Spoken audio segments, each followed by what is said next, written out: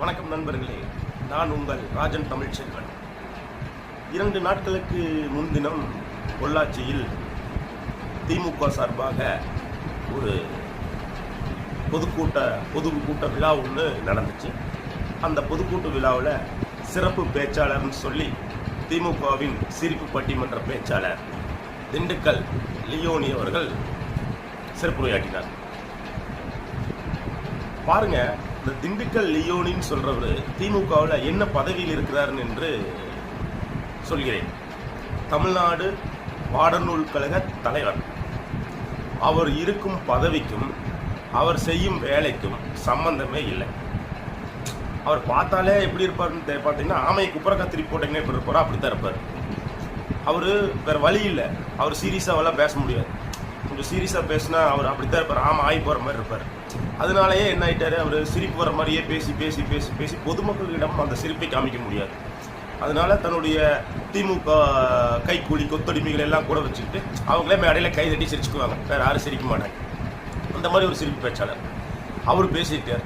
தமிழக வெற்றி கழகத்தை பார்த்து டிவிகேனா டிவிக்கே தான் அந்த கட்சி அடுத்தது வரப்போகுது. 2026 தேர்தல் முடிந்த பிறகு அந்த கட்சி டிவிக்கே தான் வரப்போகுதுன்னு பெருமையோடு பேசியிருக்கிறார்.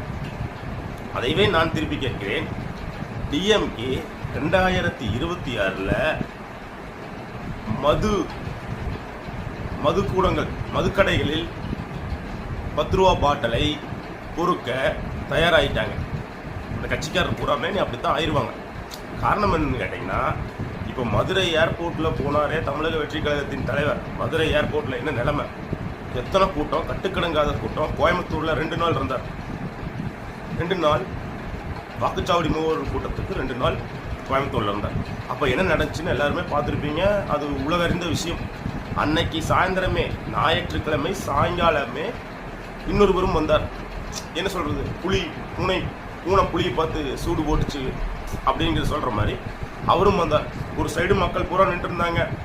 அரசாங்க பஸ்ஸில் 50 வயதிற்கு மேற்பட்டவர்கள் எல்லாம் வீடு வீடாக சென்று 200 ரூபாய் தருகிறேன், சாப்பாடு தருகிறேன், தண்ணி பாட்டில் தருகிறேன் என்று.